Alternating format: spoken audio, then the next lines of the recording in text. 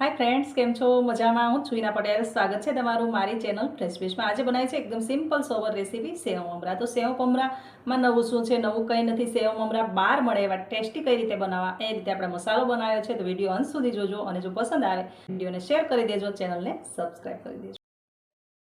Hi friends, केम छो? मजामां?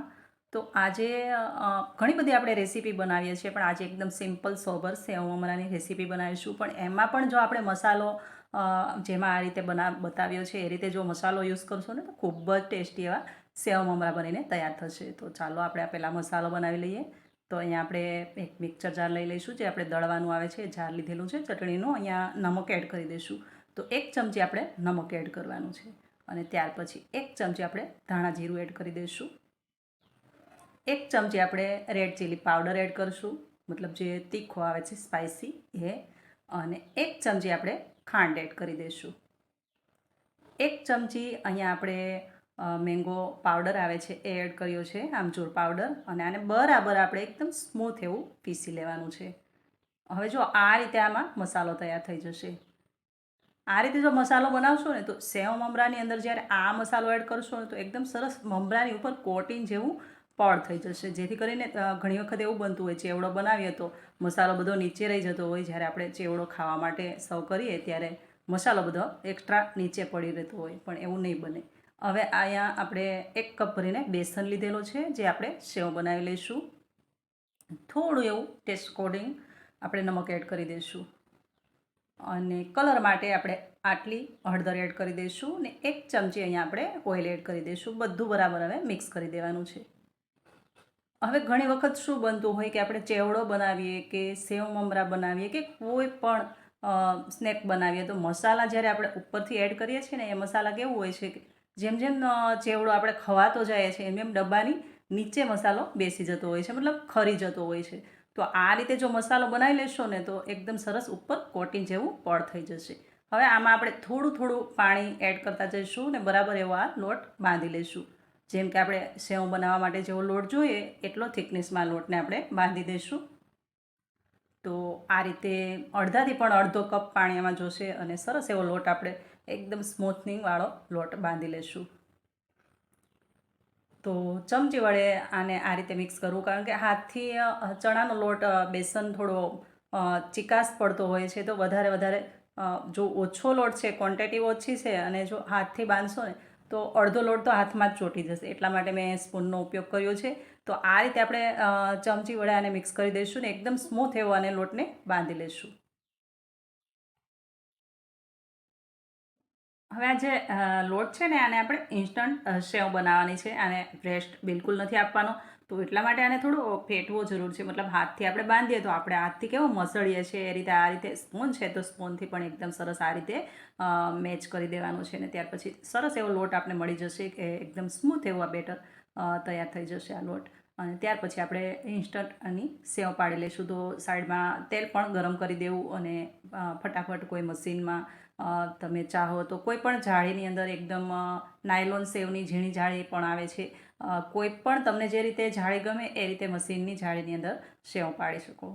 તો અહીંયા આપણે આ મશીન લીધેલું છે અને આમાંથી 4 થી 5 અંદર અલગ અલગ જાળી આવે છે।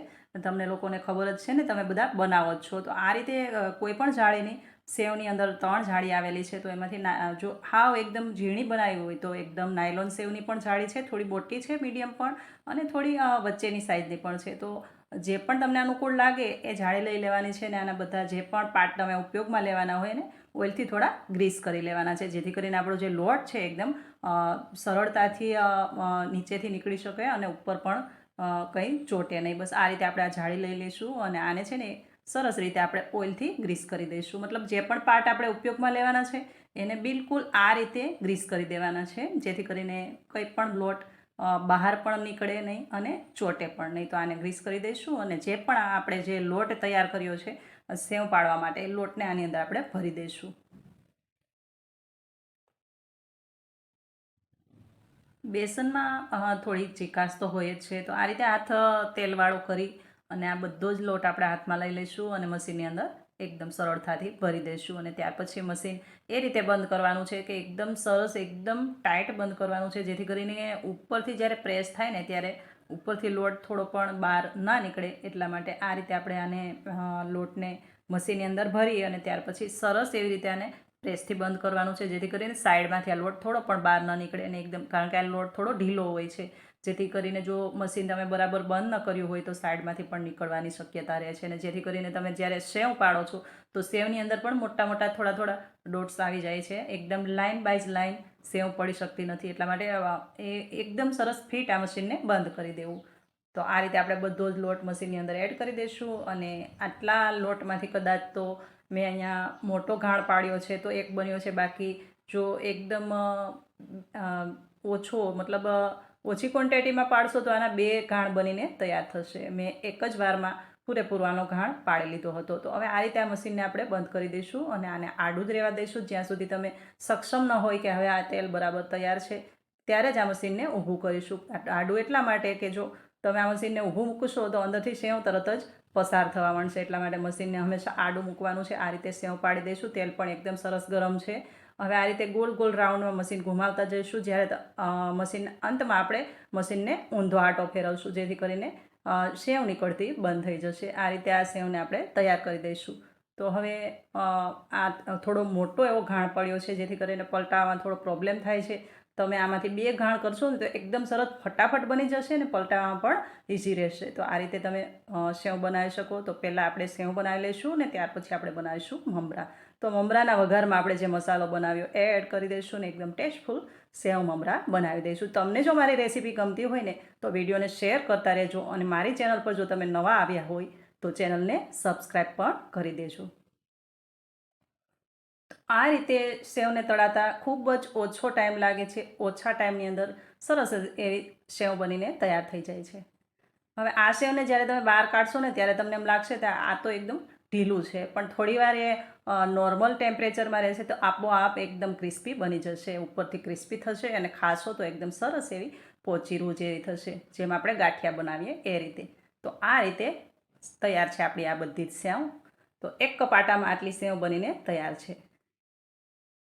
હવે આને આપણે કાઢી લઈશું અને ત્યાર પછી આપણે મમરા બનાવી દઈશું. જેવા બજારમાં મળે છે એવા જ સેવ મમરા બનીને તૈયાર થાય છે. ક્વોન્ટિટી તમારા પર કે સેવની ક્વોન્ટિટી કેટલી મમરામાં એડ કરવી એ રીતે તમે બનાવી શકો. હવે અહીંયા એ જ તેલ મેં મૂકી દીધું છે. તેલ ગરમ છે અને આપણે એમાં એડ કરી દઈશું અડધી ચમચી હળદર. અને ત્યાર પછી આપણે જે મમરા છે, પટેલના જે મમરા આવે છે ને, મોસ્ટ ઓફ હું એ ઉપયોગ કરું છું. તમે જે પણ કંપનીના મમરા લેતા હોય આ તેલ ગરમ થાય એટલે થોડી એવી હળદર એડ કરી અને એકદમ સરસ ગરમ હોય તેલ ત્યારે આ મમરા આમાં એડ કરી દેવાના છે, કારણ કે મમરા એકદમ ક્રન્ચી હોવા જોઈએ. અને આ મમરાને જ્યારે એડ કરો ને પહેલાં આને થોડું મોટી ચાળણીથી ચાળી લેવાના છે, જેથી કરીને કોઈ પણ કચરું હોય તો એ ડસ્ટ નીચે નીકળી જાય. હવે આ મમરાને છે ને એકદમ જ લો ફ્લેમ પર શેકતા રહેવાનું છે, એકદમ ક્રન્ચી થઈ જાય. જ્યારે તમે જુઓ કે એકદમ ક્રન્ચી છે આ મમરા, ત્યાર પછી આમાં ગેસની ફ્લેમ આપણે બંધ કરી દઈશું અને આ સેવ છે એ એડ કરી દઈશું. બાય મસાલા પણ આપણા આ બનાવેલા એ પણ એડ કરી દઈશું. તો આ રીતે મમરાને મેં 2 થી 3 મિનિટ માટે શેકી લીધા છે એકદમ લો ફ્લેમ પર. તો હાઈ ફ્લેમ પર તેલ ગરમ હોવું જોઈએ જ્યારે મમરા એડ કરો. હવે આ રીતે આપણે આમાં જે કાશ્મીરી મરચું આવે છે એ ઉપરથી મેં એડ કર્યું છે, કારણ કે આપણે મસાલાની અંદર જે ઘરનું મરચું આવે છે સ્પાઇસી એ એડ કર્યું હતું અને અહીંયા થોડા કલર માટે હું કાશ્મીરી મરચું એડ કરી રહી છું. હવે આ મરચું એડ કર્યા પછી આપણે જે મસાલો બનાવ્યો ને એ બધો જ મસાલો આ મમરાની અંદર આપણે એડ કરી દઈશું અને પાછું આને થોડું ચલાવતા રહીશું. તો આને મિક્સ એકદમ સરસ રીતે કરવાનું છે, જેથી કરીને આપણે જે મસાલો બનાવ્યો ને એકદમ સરસ બધા જ મમરાની ઉપર કોટિંગ થઈ જાય, મતલબ બધા મમરાની ઉપર ઇવનલી પડ ચડી જાય, જેથી કરીને જ્યારે મમરા તમે આ સેવ મમરા જ્યારે ખાવા માટે ઉપયોગમાં લો ને તો એકદમ સરસ એવો ટેસ્ટ આવે. હવે આ રીતે આ બધો જ મસાલો આમાં એડ કરી દીધો છે ને ત્યાર પછી પણ આને એકદમ સરસ ઇવનલી ચલાવવાનું છે, જેથી કરીને આ બધો જ મસાલો એકદમ સરસ મમરાની અંદર ચડી જાય. તો કહેવાય તો એકદમ સિમ્પલ સોબર રેસીપી સેવ મમરા, પણ બનાવવામાં જો નાની નાની ટિપ્સ યાદ રાખીને જો આ રીતે મમરા સેવ બનાવવામાં આવે ને તો એકદમ જેવા બહાર મળે છે ને એવા જ સેવ મમરાનો ટેસ્ટ ઘરે પણ આવી શકે. તો આમચૂર પાવડર જરૂરથી એડ કરવો, જેથી કરીને જે બહારનો જે આપણે સેવ મમરા ખાય છે એમાં જે ટેસ્ટ છે એ ટેસ્ટ ઘરે પણ એવી જ રીતનો આપણે મળી શકે. એટલા માટે આમચૂર પાવડર જરૂરથી એડ કરવો. આ રીતે આપણે બધા જ મમરા એકદમ સરસ બધું મસાલાનો પડ ચડી ગયું છે ને એકદમ સરસ આપણા મમરા તૈયાર છે. તો હવે જે આપણે સેવ બનાવેલી એને આ રીતે હાથથી થોડી મસળી અને એડ કરશો એટલે થોડું ટુકડામાં કન્વર્ટ થઈ જશે અને આ રીતે આપણે એડ કરી દઈશું, બરાબર મિક્સ કરી લઈશું. તૈયાર છે બાર જેવા ટેસ્ટફુલ એકદમ સેવ મમરા. અને રેસીપી ગમી હોય તો તમે પણ શેર કરી દેજો. ચેનલ પર નવા આવ્યા હોય તો ચેનલને સબસ્ક્રાઈબ કરી દેજો. પાછા મળીશું નવી રેસીપી સાથે. ત્યાં સુધી આવજો. Thank you for watching.